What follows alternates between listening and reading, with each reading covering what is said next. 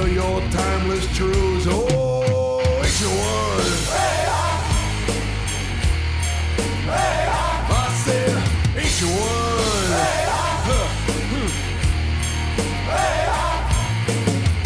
Oh, Antartica, great spirit of living light, who heals from within, whose healing light brings life. The one who is but love, whose love is all about, whose breath is in us all. Come bring within, without. Oh, H1. I said H1.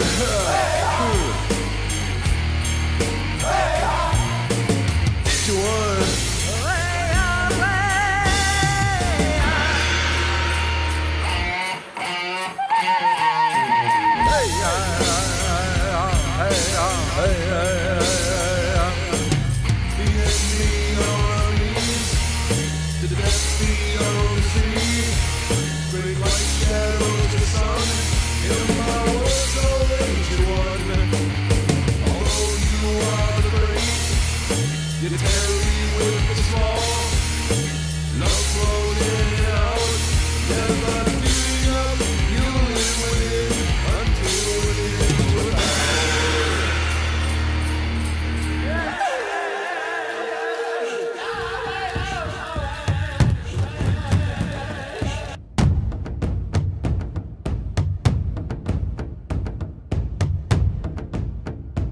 The views expressed in the following show are of the host, the guest, and the callers. The content of the following show, its accuracy, authenticity, and the ramifications of the use or application of said content is the responsibility of those speaking and listening, not the broadcast medium.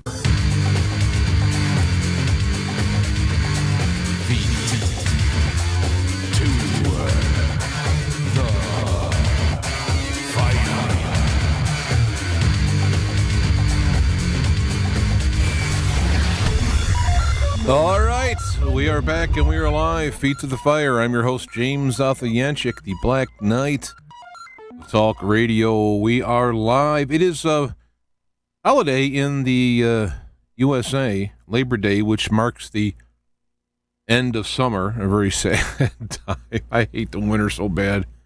Living up in Chicago area, it is unpleasant. Though I will say those who have been on the East Coast, Northeast Coast, have been brutalized for the last several years. I pray it doesn't come here. I mean, I don't want it to go there either, but I'm just saying. Not to be selfish or anything, but better them than me. I shouldn't say that. No, now I'm going to get nailed. The Farmer's Almanac says it's going to be bad here this year, but they said it last year, and it wasn't all that bad. And knock on wood as I knock on my head. Anyway, I got some news stories. I'm going to go with just a few here while people tune in, and then I want to continue on what I was doing the last couple of weeks in the series, which I'm calling Correcting Christianity. Now, I'm not saying I'm some prophet that came from above to set the record straight, but someone who has been seriously studying this for a while, as a layman, but as someone who has a personal interest in getting things right and understanding God, the universe, and whatnot. Being through many different denominations and studying in, some other things, New Age, what have you, I've come up with I think for me, a solid understanding of reality, the spiritual stuff taught by Jesus, Jesus being the center, the corrector, the lens in which to look through Bible, and for that matter, look out into the world. But, off here.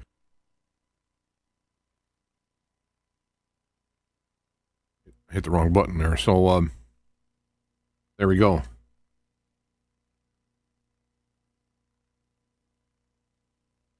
All right. So I'm looking in the chat room. Some people are filming. I mean, I don't expect to have a lot of live people here today because it's the holiday. If you're in the U.S., right now you're probably out barbecuing, depending on the weather. Tomorrow is a holiday. That's when the actual barbecuing takes place, the celebrations, what have you. But depending on the weather, it's today or tomorrow.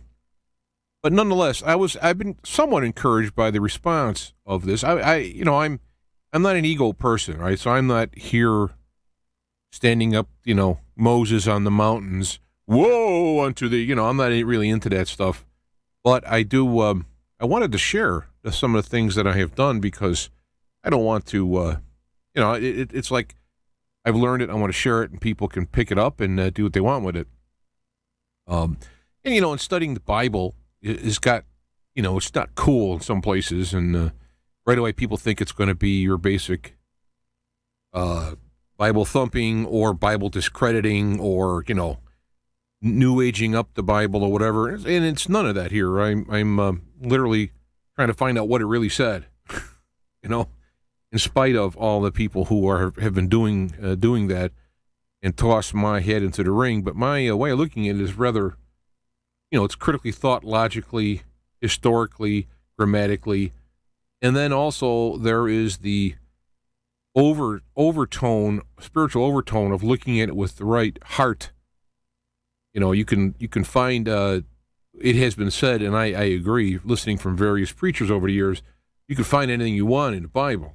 You can make it say anything. I heard one guy talk against taxes, and he used the Jesus talking about when they were paying a poll tax to the church, to the synagogue, and he went and got the fish and pulled the coin out of the fish and all that because he knew that he wasn't supposed to pay taxes, so he went and pulled it out of a fish. It was just, I just don't like that. I don't like people interpreting it for their own purposes, which, of course, I go about this in traditional fear and trembling, not trying to interpret it the way I want it to be. Sometimes it turns out like I thought, sometimes better, sometimes, oh, wow, I was all wrong on there. So it's just the way it is. So anyway, let me get to some news stuff real quick, and then I could get down to that stuff. A couple of things came up I thought interesting. This is just moments before I went on the air. For those interested in the FISA court hearings and whatnot, it's now been shown that when they applied for the FISA search warrant, they went before the court and didn't have a hearing. They just applied for it, and it got approved. They put up documents paid for by the opposing party, which has already been discredited by the FBI prior to that. And they put that up, among other things, and got permission to spy upon the person involved in the guy running for president without a hearing. And it went through 4 times, and the last time the current acting Rosenstein was the last guy who signed on it, while working for Mueller. So this is outrage. It's a very significant finding. Bill Still did a report on it. It was actually Tom Fenton from Judicial Watch. I'm telling you, those guys are doing an amazing job on finding stuff. So I thought I'd pass that up. On a non-political note, I came across a YouTube video. Like when you start watching videos, you'll start getting similar ones that'll come up, right? So I looked at a couple Antarctica little mini documentaries, and they were I thought poor. I mean, they talked about all the stuff going on there, and there's an alien civilization, I don't know, whatever, and there's no proof. Well, I watched the thing going like I just spent 15, 17, 12 minutes on these things and nothing. But this one was pretty interesting using Google Earth Pro, which I'm going to have to check out, where they found some very odd things. Unless what he's showing is faked, that he did this, on some kind of, I don't think so, because he was doing it on there. I mean, it looked to me legitimate. So I thought I would share that on the page. I'll put the links below. It is on Facebook. I'll also be sharing these things on Minds.com. Minds and .com, which is a Facebook competition, and Gab AI, again, Twitter competition. I've kind of made a commitment to both of those to go along with Twitter and Facebook until they're unworkable. I also want to mention BitChute.com. I've also made a commitment there with these videos. I produce them right now live via YouTube, and there's some kind of API deal they have there that automatically pulls them and puts them up there. For those who are watching this on BitChute, I think it's a good thing what they're doing there. It's interesting technology. It's a decentralized deal, and I really support it. I've now jumped on there with them, and I'll see about doing it live there. But so far it's working. I haven't been thrown off Facebook or YouTube yet. So there. Well, back to this. This is this Antarctica. It actually shows where they were doing something, digging into some structure under the snow, and it looks like there's blood around it. I mean, it's kind of wild. So either it's blood or some kind of dye. And so it's interesting to see this in Antarctica. And of course, then all these people are going to Antarctica, and these leaders of state are going there, and they're, what's down there? What could be? It's just ice. As far as the official words go, it's ice. Period. Ice, snow, and other than Lake Vostok, which is the lake that's under the ice, which the Russians drilled a hole to. Other than that, and that's still, quote, a lake, right? But from there, you get the stories of the, shape-shifting octopus that was in the lake that killed people, and you get all these. But there's, of course, no evidence at all, other than stories. And there's interesting points that are knitted together into narrative. So, unfortunately, we're seeing this right now with the presidency and the economy at stake. Again, people knitting together narratives for their own purposes. So, used to be Art Bell in boards like Surfing the Apocalypse. They'd have these little crazy narratives, but no harm done. But now harm is being done. So, I'm also I'm going to try to do this Periscope. I'm driving in the truck. I've been thinking about stuff. I may try talking. Yeah, just to see what happens on it. What the heck. So if people want to check that out, they can click on that. Very, very, very good report. I told you about this YouTube channel called Headlines with a Voice. They now put out a YouTube giving the history, step by step with articles and links in their article, but the video is a presentation without the links, a narrating of it, Headlines with a Voice. And it's very good. It gives the whole history of where and how and when and what software was literally stolen without compensation and used as the backbone for all Facebook, Twitter, all of these things. And there's a bill in Congress to restore rights to the person who wrote it, and how the government got involved. And it's very good. It's a very good. You want to sit back and listen and do like a once over. It's great. And you can also go to the link to their webpage and look up all of the references. There's like 60 of them, I think she said. So that I wanted to share as well.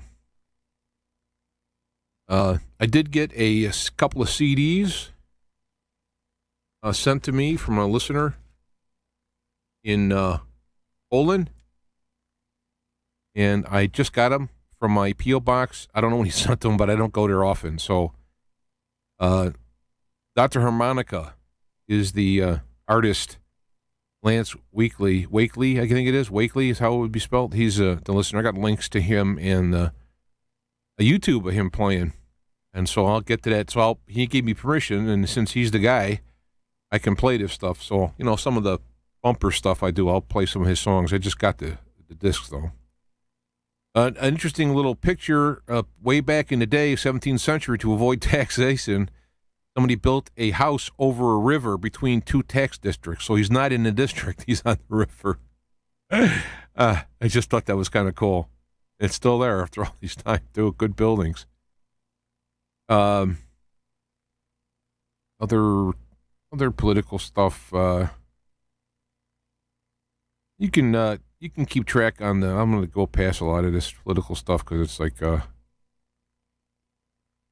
Yeah, I'll just say this real quick. Jihadist in New Mexico sacrificed a child in a ritual. Allegedly, the child's dead. Was dead and buried there on the compound. So the compound, they were training. According to the people there, the kids were there training. They were going to go attack something. It was a jihadist. The compound was demolished. Bail was waived. They let the guys go, saying they're not dangerous to society. Prosecutors missed a deadline, legal filing, and now charges have been dismissed. It's like outrageous. So the FBI, and there are good people in the FBI and whatnot. The FBI stepped in and arrested these 5 guys who got let go on federal charges. What a bunch of knuckleheads out there. Again, this guy, I like this guy. Of course, I'm not going to be able to remember his name now because I'm looking at his face. Ben, I can't do it. I apologize. Whenever I see someone's face, I can't remember their name. It's mental retardation. Maybe it's a sign of genius. I don't know. But kratom is apparently some tea leaf that is used. People are using it to get off opiates. There's a mild effect by it, but it's more that it somehow addresses the craving for the opiate, even though it's not an opiate. So that sounds good, except, of course, the FDA is getting involved.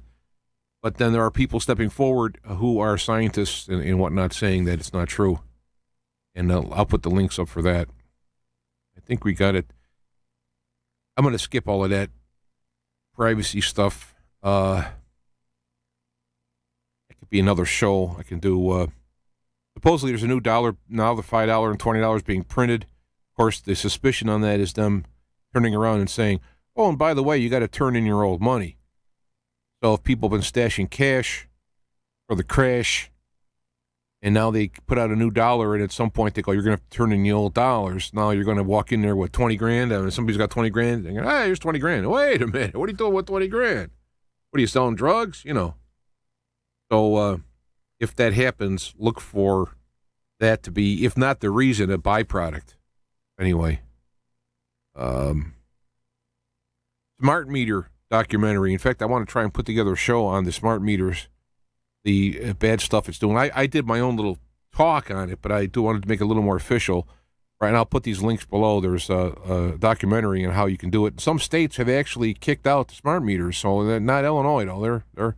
This is a highly democratic system, Democrat Party system, full of corruption, full of murders. Chicago being numbered like the murder capital. And Al Capone's not even here. I can't even blame the mob, But I will put those links up as well. Also want to try and do a thing on the Burning Man, because the Burning Man to me is bothersome. There's something about it that bothers me, but I do have links to that up about it. I'll put it in the notes below. You can check in if you've not heard of the Burning Man. But to me, the Burning Man is like a modern version of the golden calf deal. If you've ever read the Old Testament or seen the 10 Commandments, mixed in with the hippies, mixed in with New Orleans. You kind of mix all that into it, and it's very paganish. And I could go into this. So hopefully I can try and get someone who's done work on it rather than me dig around and do a everywhere from a half-assed to good job, and have someone who did a great job, and they can talk about it. So I'll look for that. I think that's going to be it for now on the news. Again, if you are on Facebook, you can go to my personal Facebook page, which is james.a.jancic. You probably could just look up James Arthur Jancic, and you'll find it. There is a Feet to Fire page, but basically I keep that just for the shows. Most of my personal stuff is on this page. So let me get back to here for a minute. So let me look for a second here.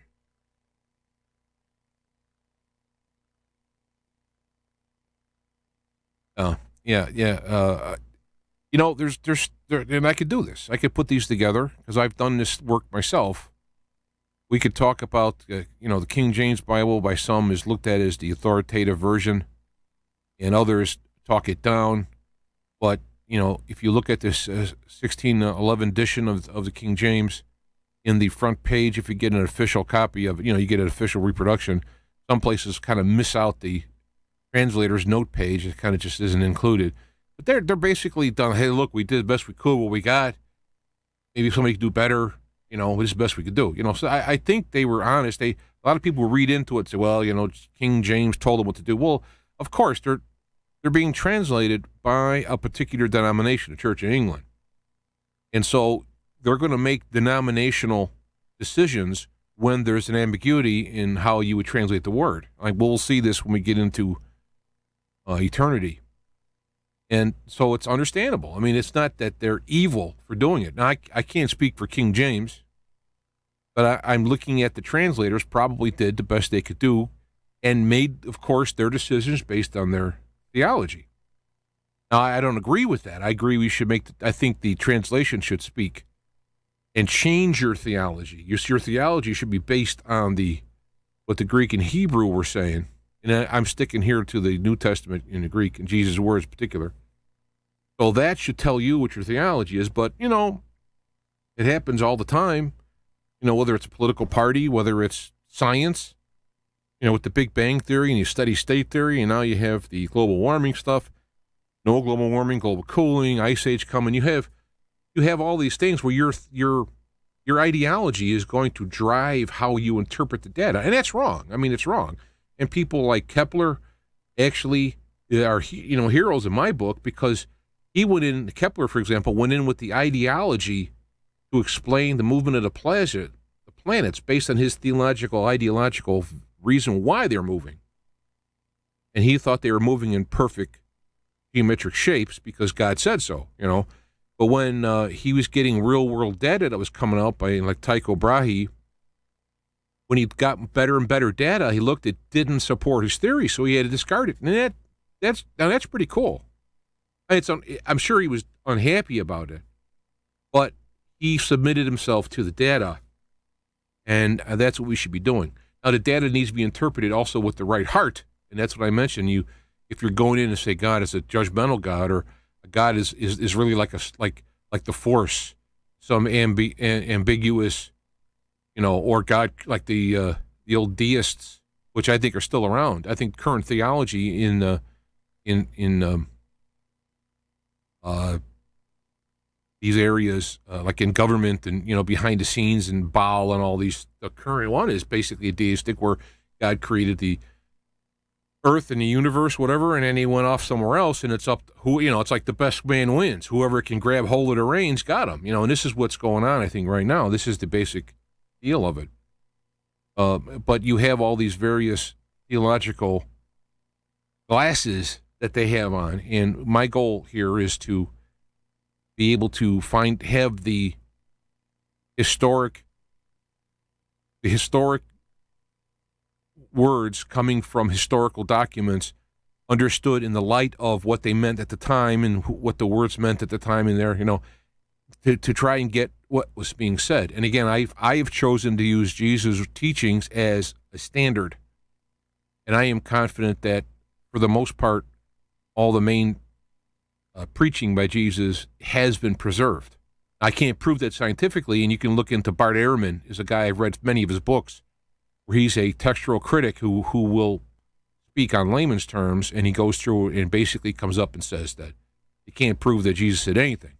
It's probable he said this, maybe you said that, but I think that's where the spirit comes in, the heart comes in, is because truth is something you can recognize without proof, but you have to be able to have a trained connection with that truth seeker and not the ego seeker that I want to do what I want to do. I'm looking for evidence to support confirmation bias?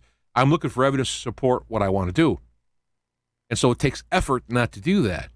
So if you're not doing that, if you're not doing that, then you are probably getting bias. So this is why, and the reason why I decided to do this is because I'm not a scholar, though I consult scholars.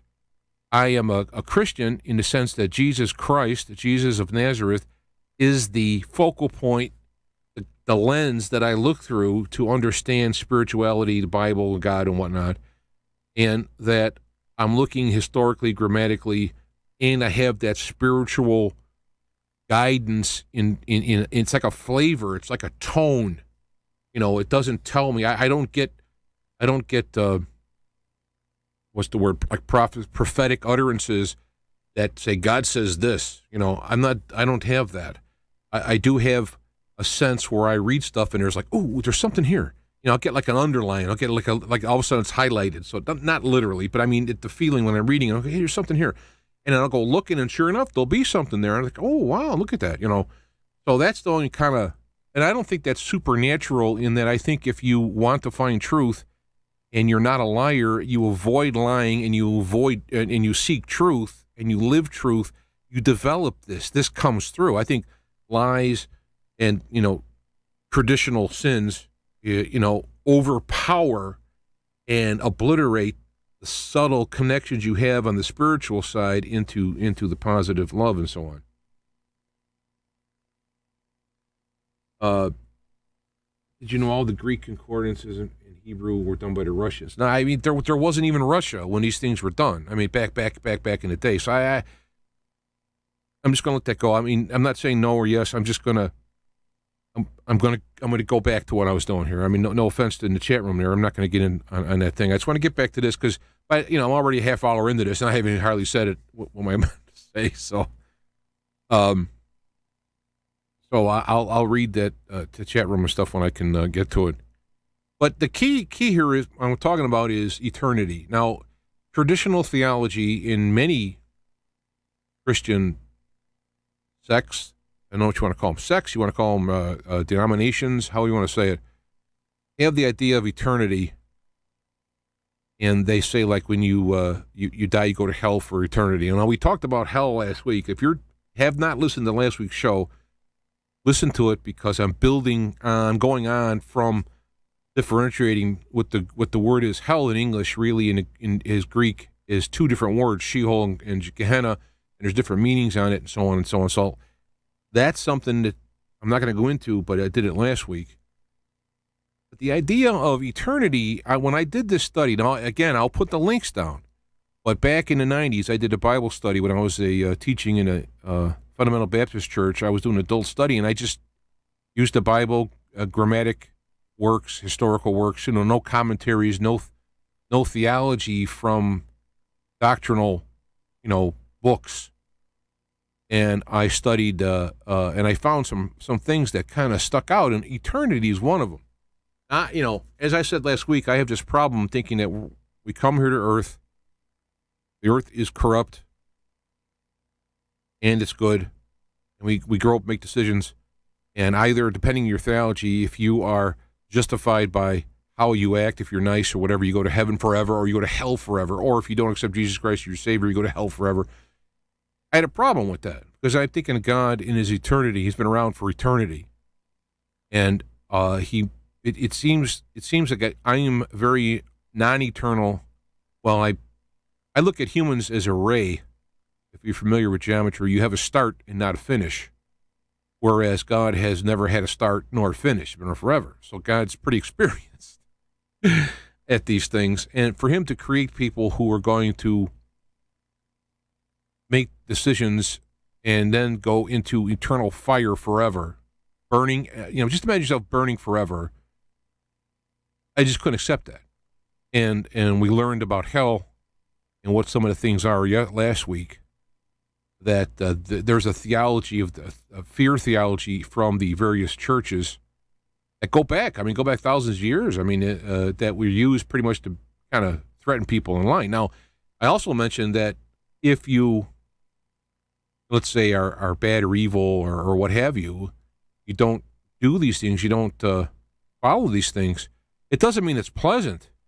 It doesn't mean like, well, there's no hell, so, hey, I'll just screw around here for 60, 70, 80 years. Because the next step you're going to, and that's what we're talking about today when it says eternity, the next step is quite a long time. But the Greeks, as far as I understood it, there was only one time in the New Testament, one word, and I think it was in one of the letters of John, that actually had the feeling of eternity, meaning literally forever. But every other instance, in fact, let me get into some of the stuff here. Let me get to the web page. I looked up, this is on BibleGateway.com. I recommend that. And I tend to use the NASB version because they did a good job of trying to be as accurate as possible in translating, because there are several ways to look at things sometimes, and they do a pretty good job. Their English is kind of long-winded or awkward at times, but they're trying to be true to the original language and yet try to change. When you translate things, but one of the ones I wanted to look at, I took this verse. There's several verses here, and I'll put the links up for this search. These will go away into eternal punishment. The righteous go in eternal life. I picked that one because you have like a good and a bad, let's say, example of the eternal punishment, eternal life. When we go into the Greek, and this is Bible Hub, it breaks it down into the Greek. These will go away, and then you have into eternal, and then you have the word punishment. And interesting, the Greek word is involved with that is translated correction. Now, that's a whole other topic to talk about, eternal correction. And, that might be something to look at. But the righteous go into eternal life, and that's Zoe life. So, I want to look at these words here, and the word for eternal in here is eon. Now, you've heard of the term eon in English, An eon, oh, it's good, eons. Eon is a Greek word that means age. So if you want to be technical about this, when you look at this word, it goes into an age-long correction. Or, we'll say punishment. I like that correction thing. I have to check that out. That'll probably be something. So these will go into an age-long correction, or these other ones, the righteous, go into age-long life. And I want to get into the word age. Eon and age. It's a time span. I mean, here's the age, era, time span. The idea that's given by this word is that we're in an age. And Jesus talked about, I'll be with you even to the end of the age. Okay, so there's an age. There's an epoch is another word that's used. There's a time frame, a time span. And it's long. If you want to talk in a linear sense, some people have ages being 2,000. If you want to get into people who talk about what's that called? I can't think of the word now. Aquarius and Age of Aquarius and all that. Those ages are 2,000 years. So, and they talk about the wobbling of the earth is about 2,000 years, and there's an age there and so on. So, I mean, we can look at it in terms of a lifespan. Say, lifespan 60 to 120 years. Pretty much 80. Let's say 80s around. Maybe in the 70s is like average, compared to 2,000 years. And so, but the age is not described as a time frame. I mean, an age does not mean, in the Greek, it does not mean 2,000 years. It means this undefined time length that's big in terms of the scope of what it's doing. It's a big thing. And during this age, big things will be done, or whatever, and so on.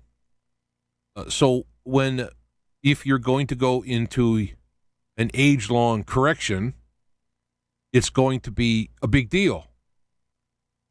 So if you're going into age-long correction, to me, this doesn't sound too pleasant, right? You don't have to set me on fire to get me motivated not to go into an age-long correction. So when you do look at this scenario,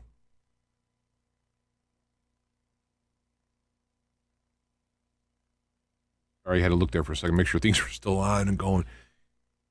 You're going into this age. It's an undeterminate time, significant time, and it's like a different parameters. This is how I'm looking at it from learning what the words means, looking at it in a spiritual context, and looking how the ancients used it. We're in the age of this, we're going to go in the age of that. And even when science uses the Bronze Age and all that, it's a time when humans used bronze, and then they found, iron, and then they went to the Iron Age, and it's a long period of time. You could see the concept of even in English when they use it. But theologically, when things were being done and translated, the theology at the time was talking about eternity, hell forever. You're going to die and go to hell forever if you don't do this, or if you got to not do that or whatever, or you go to heaven forever. And this is where the important thing to understand is it again, it doesn't mean like, wow, I can screw all around here and I can kill people and I can do whatever I want. I'm only going to go into an age-long correction. It doesn't sound too pleasant.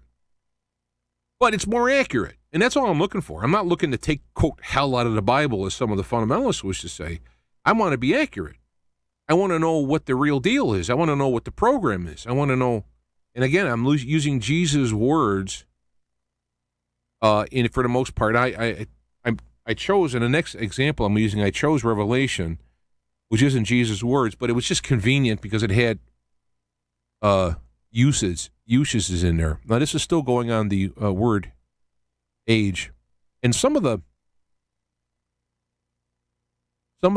various uses of it, King James says everlasting life, and ASB says eternal life. So here's an ASB, who I told you about. They're trying to be literal, kind of more literal as possible, and they're still choosing the eternal because theologically, this has been taught. This has been like this for all through commentaries going back into the early days. This is what it has been looked at. But probably I have to do a show on this too. The timeline in the Bible that we have, when you go from Jesus' teaching, like live in the people, and you go to the written accounts, the earliest written accounts were Paul, and it was A.D. after death. That's the earliest written accounts that science has been able to tie. And they don't have like Paul's autograph. They don't have the one he wrote. They have copies, but they have checked out the copies and the age of the letters and how they talked, wrote, and everything, ink, and they realized that these are the earliest writings were Paul, and the actual Gospels came later on. Some say 60 AD up to 80 AD. And so how I've determined that is that what happened is they came out with a narrative which was theologically driven by the church at the time, and in there they used Jesus' sayings, which have been preserved. Everyone are familiar with these sayings, and they have said it, and it may have been written down unofficially. Well, people started, these guys, the Gospels were put out, if not by the apostles, in the name of the apostles, and they had all of these sayings of Jesus that they put together in a narrative. And so that's why I don't even care about the narrative. I won't even get into arguments of virgin birth and all this stuff. It doesn't matter to me. What matters to me is Jesus' teachings, because that is what Jesus taught at the time. And the collective theology that we have now was not available back then. So either those people, oh, I'm sorry, Jesus was here teaching you, but he didn't teach you enough, so, oh, well, I'm sorry. Obviously what Jesus taught was enough. And as we go out into a more developed theology, what we have the problem of the theology defining the words rather than the words defining the theology. But if you can look into these various uses, you have this concept. All of them are using the age, which is a significant conceptual time period. And so right now we're in this age. Now people have called it the age of dispensation, and there's all this theology. I'm trying to stay away from all of that. And when you get into it, it's talking about age. And now there's another thing. I wonder if I want to stop here for a minute. One of the problems I hear from people is they criticize. Maybe I should do it now because I'll forget it. I got the tab ready for the next part. People criticize the Bible and say that the Nicene Council of Nicaea edited the Bible. They threw out the Gnostic writings, which is a true statement. But here's something, and I'll probably have to do. I'll do a show on this to make it more nicer. Is that when you go through the let me go back to here because I'm not doing anything. I'm moving my hands around. You can't see them. When you go through the Bible, you start out with Jesus talking. It gets written down with Paul, Paul's already making theological decisions based on his Pharisaism, combining with Jesus' teachings to create the Christianity that we have today. It's actually Paulian. Not Christianity, it's Paulianity, if the word is. who is using Jesus' words and teachings with his Pharisaical background and brings the blood sacrifice in, brings all this stuff in. So as he goes along, that's where the church comes out. And at the same time, non-written, the first days of the church, the biggest church was found in Africa, actually in Ethiopia. That's where the church is, Alexandria and all that in Egypt. That is where the church was biggest. It wasn't in Rome. I mean, the Romans won't like, the Catholics won't like this, and that was destroyed. And that, in history is trying to find why. I don't know, but it moved on to Rome and to the Eastern Orthodox. Actually, it was Eastern Orthodox first and Rome. And now they're discovering a lot of these ancient manuscripts from and writings and all that from Alexandria, and that's where some of the people are getting weird because they've grown to like the Textus Receptus and other common Greek texts that they've been using, and they're finding these other ones which have a little bit of differences here and there. And the outlook in the old Alexandrian area was more mystic. There's a little more mystical in it, which is you'll find in the Gnostics. But the problem is at the Council of Nicaea, when the political muscle, majority rule type thing, decided to go with what's now called the Orthodox view, and they basically said to the Gnostics, either you sign on to this or we'll kill you as heretics. I'm being coarse in it. Perhaps it might have been better phrase, but basically. And so they went along with it. Now what happens? They destroyed the Gnostic text. So the problem with when you find a Gnostic text, it has not been copied with the same scholarly reverence that the Orthodox texts have been copied. So when they find a Gospel of Mary or whatever, it's not been preserved well. In fact, when you look up the Book of Enoch, and people say, yeah, the Book of Enoch. Well, there isn't really a Book of Enoch. There's like two of them because the manuscripts are so different that they have actually came up with a short and a long version because all these copies had so many differences in them, whereas the Orthodox copies were for all practical purposes the same. Sometimes a line missing, maybe the scribe missed a line or what have you. But the Gnostic text ones are very corrupt. And you'll find one or something that you don't have, what am I going to compare it to? Where you have the Orthodox text, you'll find many copies throughout the years, plus you'll get pieces in between that line up to confirm it. So you can depend on the Orthodox text being accurate going back to those days, but you can't depend on the Gnostic text. Now, that doesn't mean the Gnostics were wrong. Look at it this way. You have the original Christianity, whatever that may be, and it morphed into basically two families, Orthodox and Gnostic. And they fought. The Orthodox won. The Gnostic kind of went underground and moved forward. Now, the Orthodox, of course, right now we're talking about the word eternal. Decisions were made from age to go from ages to, and the word age existed. It could have said age, but they want the theological eternity. They want that you go to die forever. You got to do what we say. So the aspect of it is that if people they would be emotionally drawn to, like, say, Gnostic texts, and so they're going to say, yeah, well, this is really in the Bible. It's true, but they knocked it out. I got a book. I can't see it right now. Yeah, I got it up there. An Ancient New Testament by Prince. I bought it as a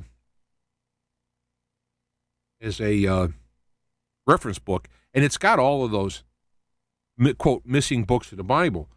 But again, you can't look at those books as being authoritative and accurate as the ones that the Orthodox have copied. Now, again, Orthodoxy has infiltrated and corrupted those texts, or at least interpretation of them. And so they don't have the other texts. They have these texts, but these texts you can depend on being accurate along the way.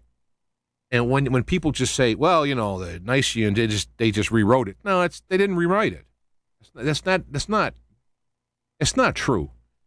Is they've said, they went and looked and like, okay, this text we like this one and we don't like that one.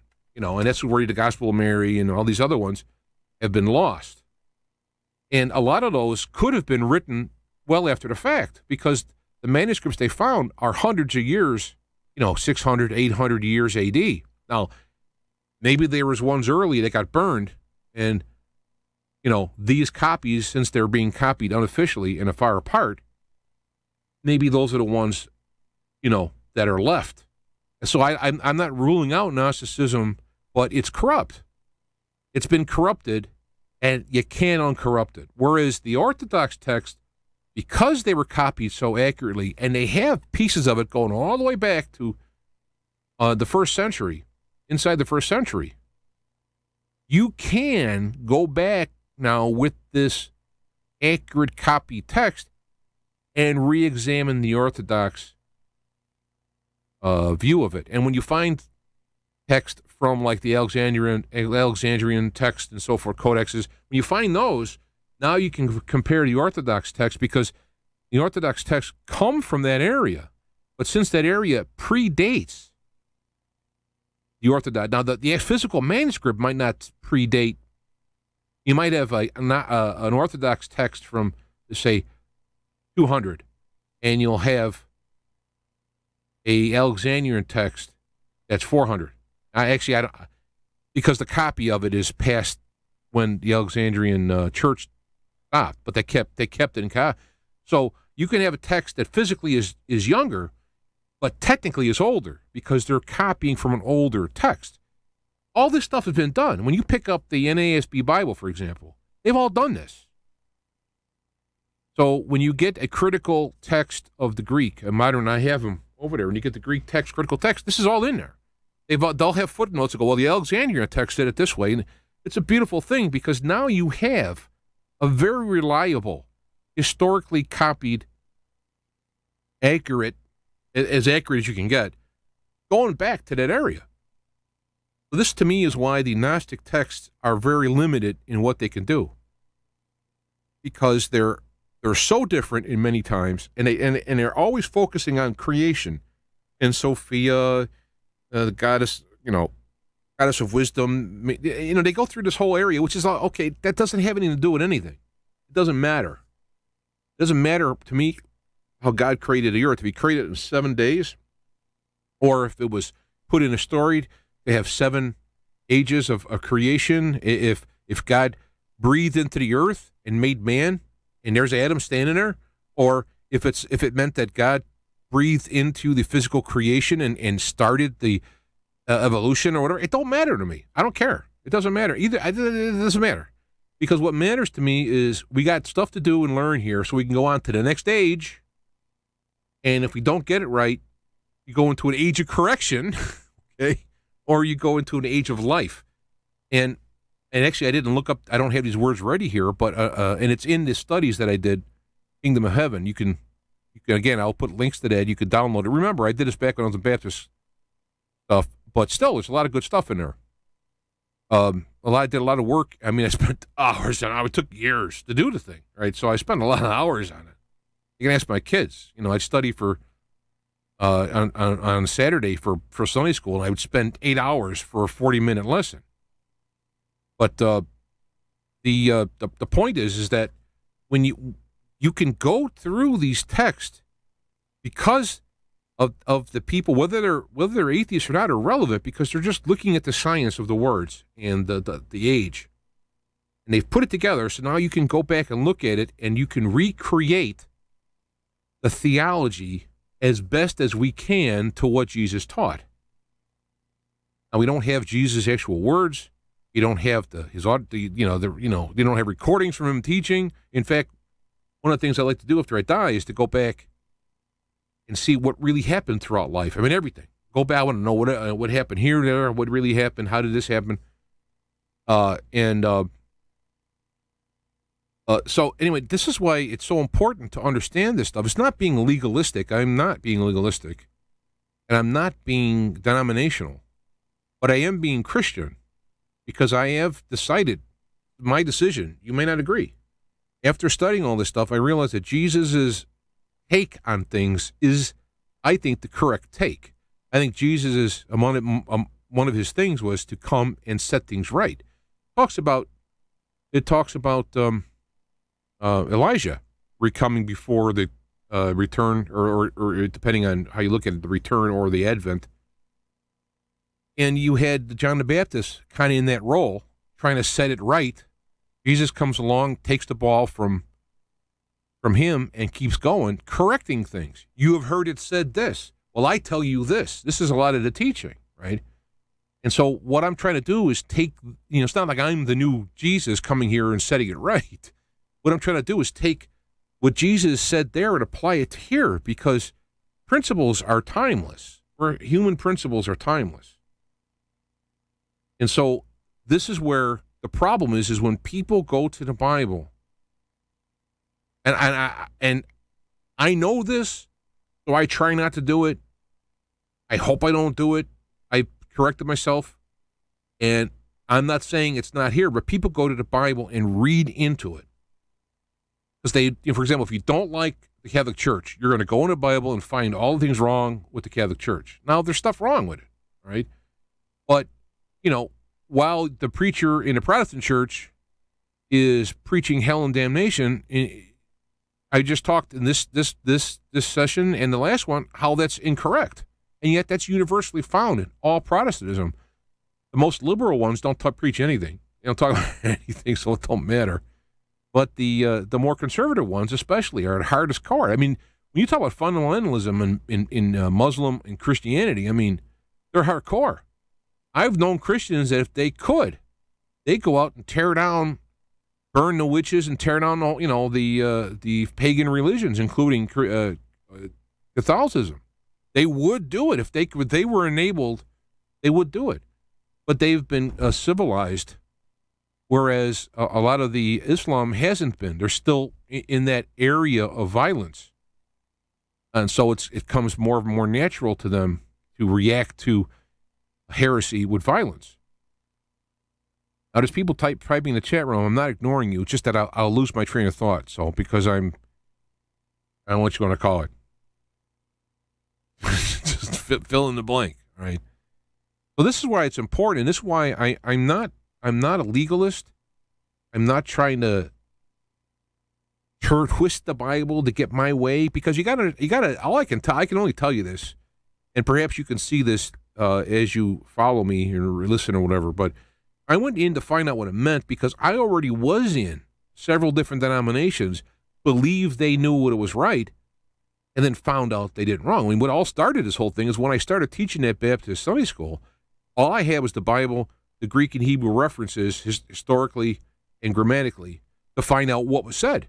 And when I found this stuff, I go, wait a minute. I found problems with the Baptist theology based on what I was reading. This is what started it, and I prayed to God, and I submitted myself. I want to know the truth, whether I like it or not. And I found it out, and the truth does set you free. But the problem is if your belief in I'm going to heaven as opposed to hell, eternal punishment, right? I'm going to eternal life in heaven based on this.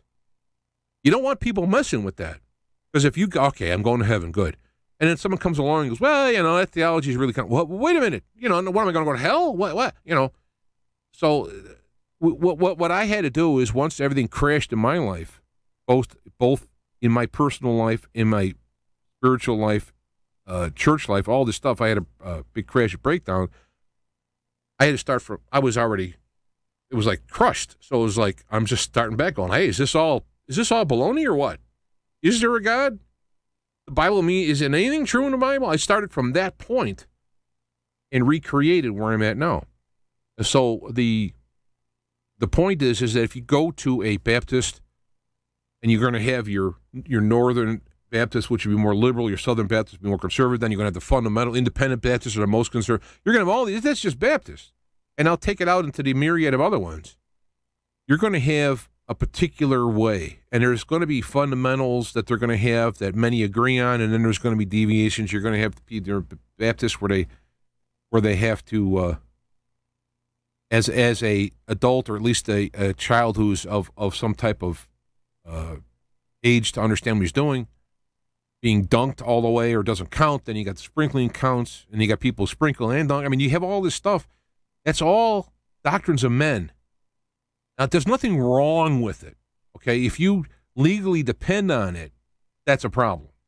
When you become ritualistic and the meaning doesn't have anything, when Jesus says, take heed, this is my body, it's given for you, do this in remembrance of me, that whole Holy Communion has got all kinds of different interpretations. And I have went through it, and I came up with, I think, a simple interpretation of it. And I've talked about it before, and I could do a thing on it. I just don't want to get too all over the page here. And so to me, there's a reason. When Jesus did it, there was an absolute reason he did it and what he said. There wasn't 5 different ones. Everyone thinks they're right. There is one honest, real way. But it doesn't matter in the context of how you live your life to go to an age of correction or an age of life.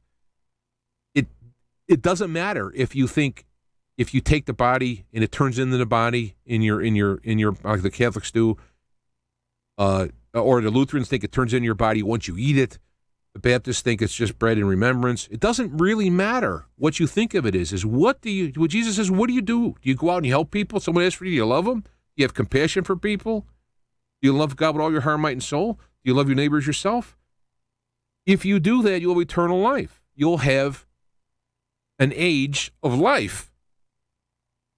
This is the whole point, is that when and that's what Jesus was railing. If you look at Matthew 24, I think it's 24 or 25, one of them is what, the end times, and one of them is he's correcting I call it the church at the time, because even though it's Jewish, it doesn't matter. It was the religion at the time. He was reaming the Pharisees for being hypocrites. Yeah, you do all these things, you wash yourself, you have the clean bowls and all that, but inside you have corruption. This is why ritualism is bad.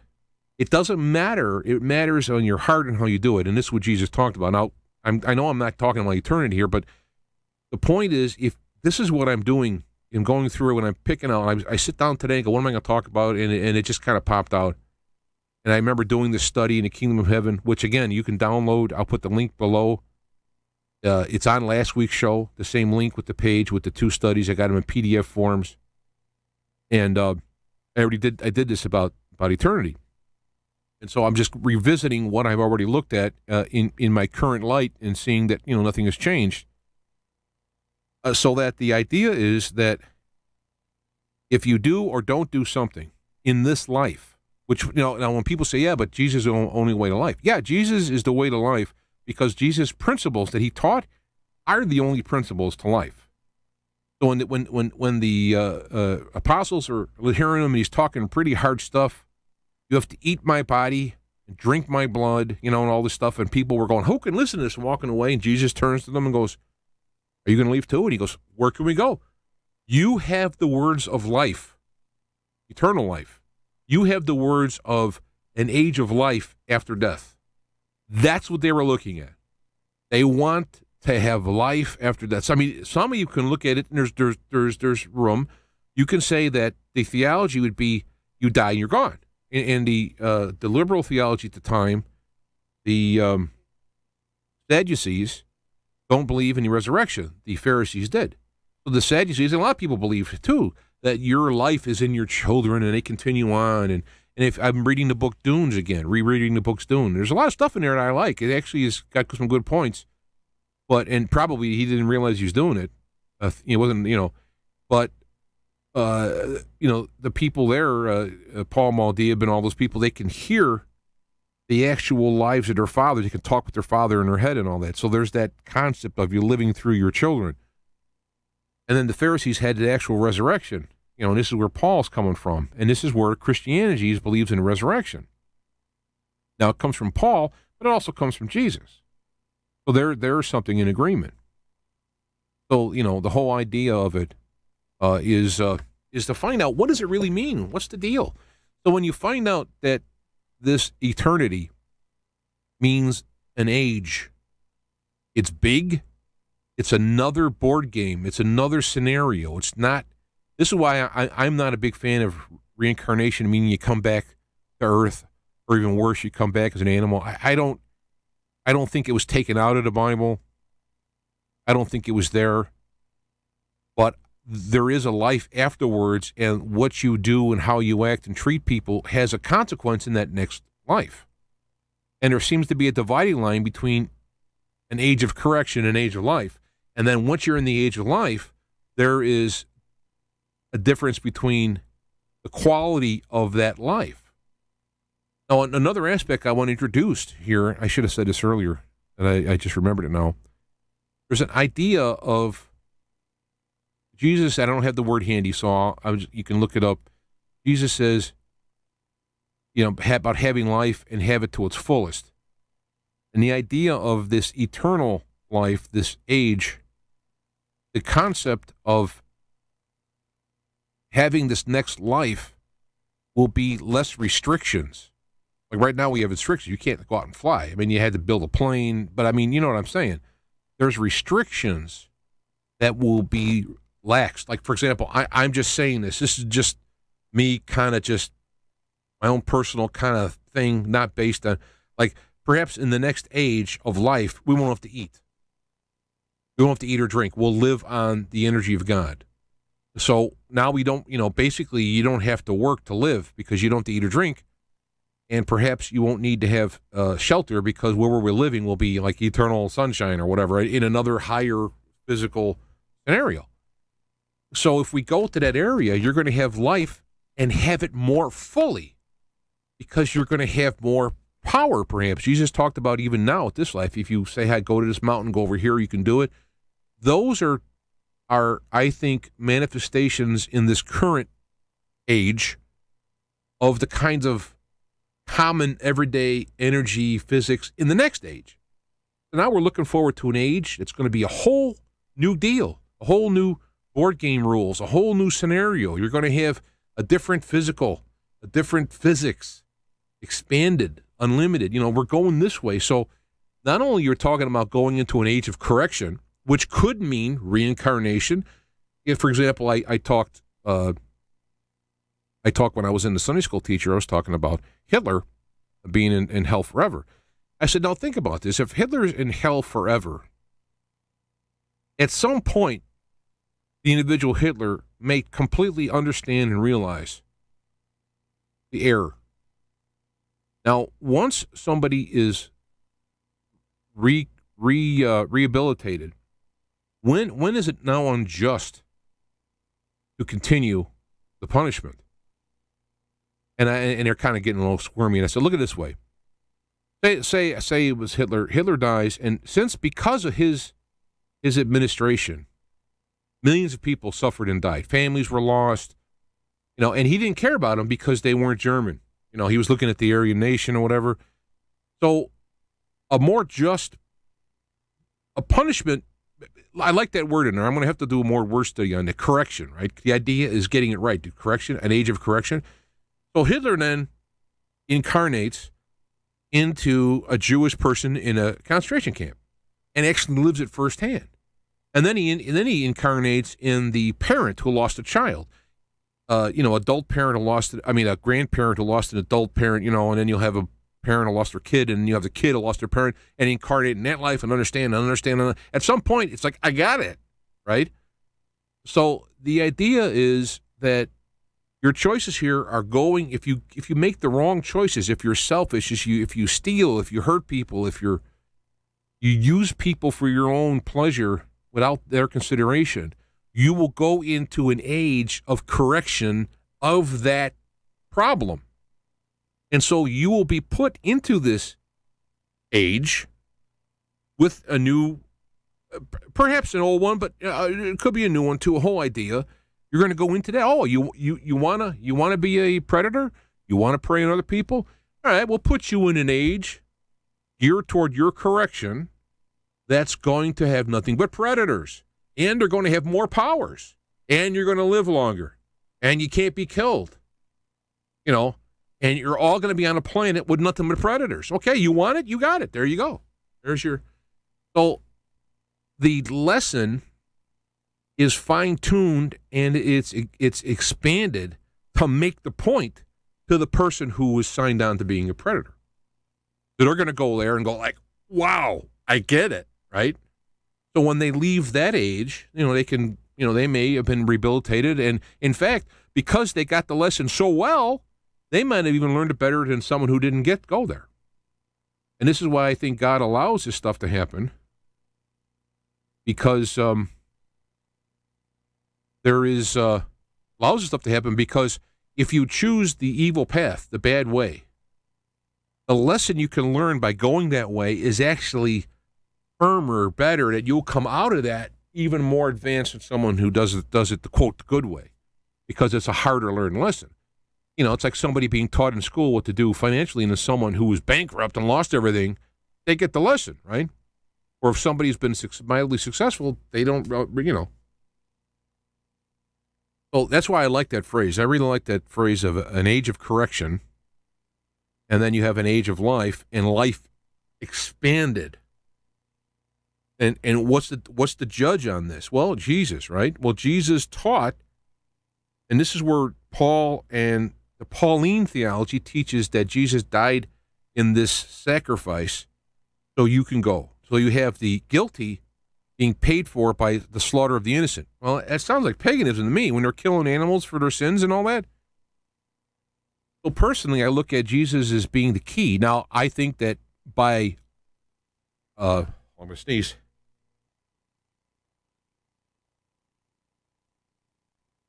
Excuse me. I think if you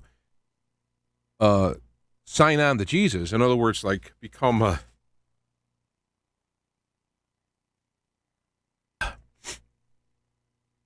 he becomes your master, your teacher, your savior. He's going to save you from, however you want, linguistically look at it.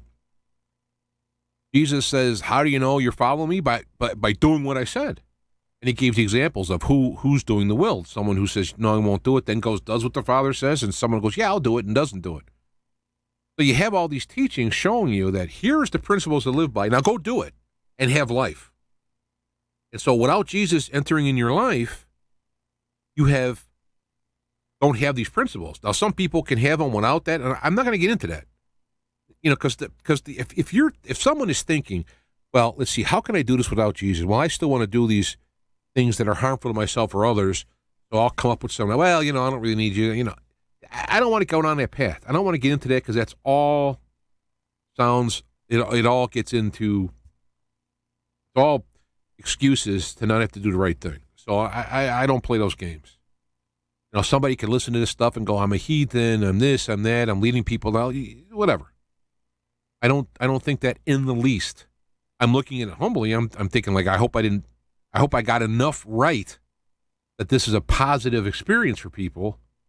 That's my prayer, is that I'm not saying I got it 100%, but I think I got a pretty good human view of it, and I'm sharing it, and I'm hoping it helps people. And if people like a more conventional, sorry for all this, if they like a more conventional or fundamental method, fine.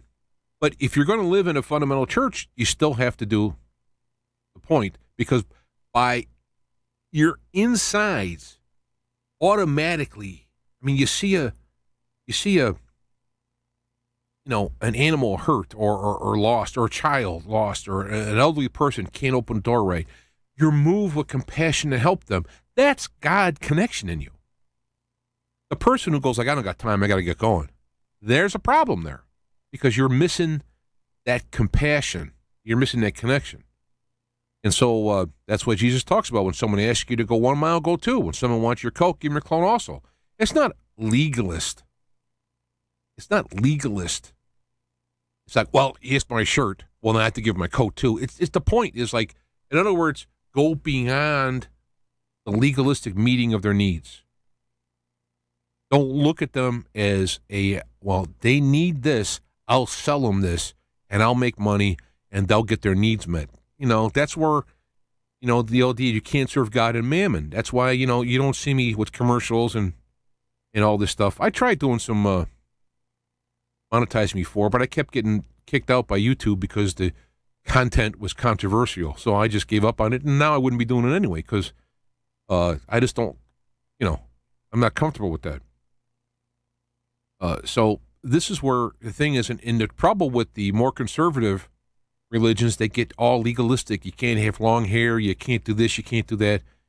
And yet Jesus dealt with that and says, look at that Matthew 24 when it goes into, you've done this.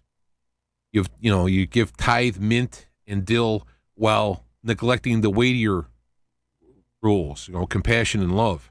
This you should have done, first, and so on. And so I kind of got on a segue here. I want to get to the last point. It's not that big, but let me go to the webpage.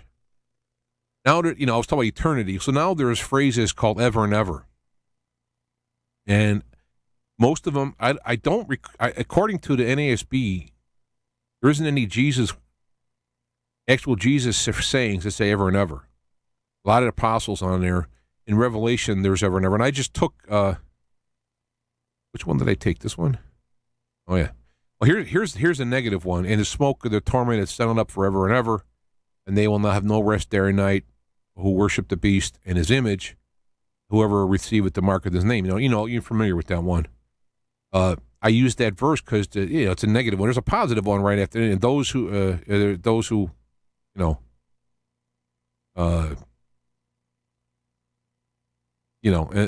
be no. And he talks about the good people. There'll be no life, and they'll live and reign forever and ever. When you look at this concept, you're saying their torment goes up forever and ever. You got the same words again, aeonis, aeonon. Referring to the, you got to have like up forever and ever. There's the tenses and stuff, and so again, you're looking at the word, a space of time,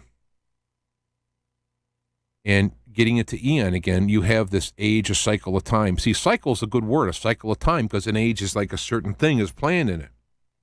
Now, going back to the ever and ever, basically the way you should translate that would be an age of ages.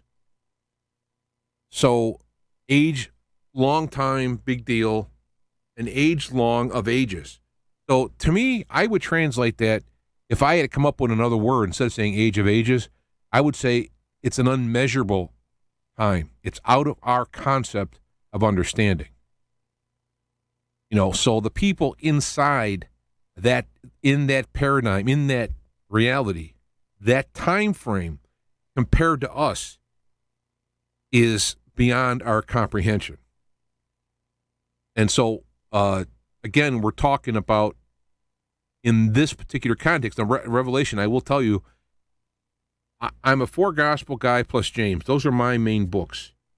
Revelation, of course I know I'm speaking heresy by saying these things, but Revelation, I wouldn't put it, even though Jesus is supposedly talking inside there, I would tend to go, I wouldn't be real heavy theologically on it. That's why I'm not into the end times. I used to study that stuff for years. Dr. Jack Van Ippy, I went to see him in the 70s.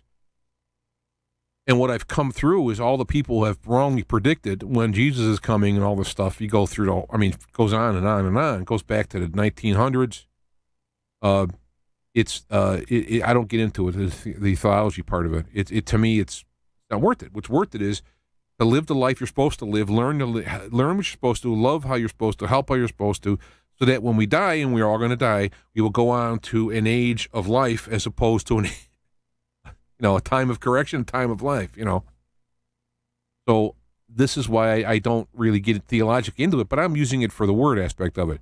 Whenever you see forever and ever, it's an age of ages, which is, to me, an indefinite period of time, significantly and indefinite. So if it's a negative thing, if you're going to have their torment goes up forever and ever for an age of ages, that's not a place you want to be.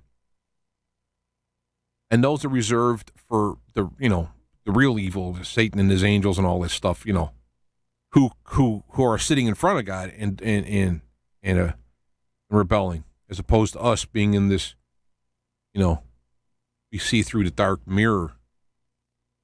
So that's the kind of concept I'm looking at there. So that's where this whole idea. So we're getting back to the original point, is that when you're talking about eternal, whenever you're reading you see eternal, it's an age. So it's like, these will go away into an age of, and then correction, but the righteous will go into an age of life. Doesn't that make sense? I mean, it's not pleasant. It's not pleasant to go into an age correction, right? So it's not like, oh, well, I can just goof off and screw around. It don't matter. But this, to me, it makes more sense that for those who seek out to God basically is saying, look, I created this whole universe. It's all set like a big clockwork mechanism. It's set with my authority to work a certain way. And in there, you have this free will. But let me give you a little whisper in your ear. If you do this, in this mechanism that I've created, you will go into a pleasant growth sequence. And if you don't, you will go into this unpleasant results because I made it. I get how it works. So if you're going to go into, I'm the one who made it. I know how the machine works. Here's the little cheat sheet. I want you to do good because I'm God and I love and I want you to do good. And follow this path, and you will go into an age of life, expanded life. Now, because I love the people who don't take my suggestions, and for whatever reason they go in this negative area, I will use that age of correction. Unpleasant. I recommend not doing it. But I will use it for correction because God does not simply go, I'm creating, God, this is the part, God is all-knowing. I mean, if you really believe that God is infinite and all-knowing, that means he created men, he created you knowing you're going to hell forever. That's ridiculous. I can't accept that. I'm sorry. I think that God created knowing that eventually everyone will come because the whole mechanism is geared toward the light. You may go into the darkness to learn about the light, or you can learn about the light. And you eventually will all go, all knees will bow and all tongues confess, right? Eventually it's going to happen. It's the choices that you make are going to decide how this journey is. Now, unfortunately, some of the decisions we may be in a corrupt system, bad parents, bad country, and all this stuff. But even the slaves, the whole gospel music stuff came from slaves. So they're working working for food, being mistreated and whatnot, and yet they still figured it out. So no matter what you do, you still can figure it out what the path is, and you go that way. So to me, when I learn this stuff, it doesn't mean that I don't have to. To me, it's more incentive. It's more loving. It's more understanding. Like God is my friend. God is God Almighty, and yet he's like an intimate little whisper, personally for you. Every single individual is a personal connection to God, whether you're evil or not. And unfortunately, the people go through into the evil areas, they break that connection, or I should say they truncate it, and God honors your choices. That's why my prayer to God is, God, I want to do the highest, best, good thing for all involved. Right? I want to do it. And I give you my permission if you need it. I'm your God, but I understand you honor my choices. I give you my permission to break my legs if you have to get my attention, but you're also pretty darn clever. And so I'm banking on the fact that by me listening, trying to listen even a little bit, that you're clever enough to be able to get my attention without breaking my legs. Now, it's a little comic, but it's sincere. And so that's why I think when you learn the truth will set you free. So now if you understand that, if you accept this, you people go into an age of correction and an age of life, and here are the principles Jesus taught and how you can build a relationship with God to build, even if you are bad. There's people who have been killers and stuff, and they end up turning to God and say, please, fix me. And by following this stuff, there's a connection made, and God fosters that connection, and these people can turn from complete ways of evil into being, loving and good. And it's because they wanted it, and God did it. I mean, it's like Peter when he went out, walked on the water. He said, hey, if it's you, you can tell me to walk on the water, I will. And then he walked out on the water, and he started looking around going, oh, my goodness, look at all the stuff going on here. And he started to sink, and he called out and said, save me. And I love the words. Immediately, Jesus touched them and saved them. This is the God that's waiting for us. And the reason why he's waiting for us is because he honors. You know, Satan is a bully. And a lot of religion has God just being a bigger one. And if God was a bigger bully, he would just come here and kick butt. But God wants us to make the right choices for the right reasons. We move on. And even if we make the wrong choices, and even if we go down into evil, by choice, I want to, okay, you can go into this next level, which will give you what you want. You want to be a predator? We'll put you in a super predator world. Because right now, predators depend on having sheep to shear. And so what I think is coming, at some point, God's intervention in this world is to stop the predators from preying on the prey. That's going to be the intervention. Not to make to go in here and be like a tyrant. He's going to go, you know what? I've heard the cry of the people under the torment, and I gave the system, the world system, I gave it a chance to correct itself, and it's made its choice. And I'm stepping in and going, no more will the predators be allowed to prey. Now, you can go we'll put you in a area where you can go prey, and we're going to take these people in an area of love. This is the intervention that's coming. Now, it's going to come at the end of your life, but I think it's coming on earth. Now, I don't know. You know, it could be within a few years. It could be in 1,000 years from now. I don't know. But this is what's going to happen when God steps in. It's going to be, that's it. This little time frame, this eon, this age of choosing between predator and parasite, and loving, producing, growing, creative. You're making this choice, and I'm going to give you space of time, both individually and collectively, as a world, as a group, as a system. And at some point, God will say, we're done. It's got to this point. No more good can come of it. I won't sit and watch all this horror going on, and I'm just going to separate it. Now, how that happens, I've had a vision. I'm not saying it was like, for me, it was quite dramatic. When this happens, to me, it's logically, it makes sense. It fits in, but it's also my vision to me. And so I'm not saying this is God's vision to the world and I'm carrying it, and it took me months to think about whether I would say it or not. I did. And if you look, I'll put the link down if I can remember. If you look into my broadcast or whatever, I do have it where I explain the vision of the intervention that comes. And it's for that reason too. So, I mean, it all kind of fit. Now, maybe it did that because it was my theology in which this vision was shaped, but I'm driving my truck. And I had the song Jesus Christ Superstar come on, and boom, I have this vision while driving this truck, and I'm crying while seeing this vision while driving the truck, right? Quite impressive to me, and it's just words for me saying it. So I don't expect, oh, wow, then it must be true. No, I mean, go listen to the vision if you want, and you take whatever you want from it. But this is where I'm saying it's happening, and when you understand the actual reality of God's creation, it's not scary. It makes sense. And to me, when I learn these things, it doesn't take away.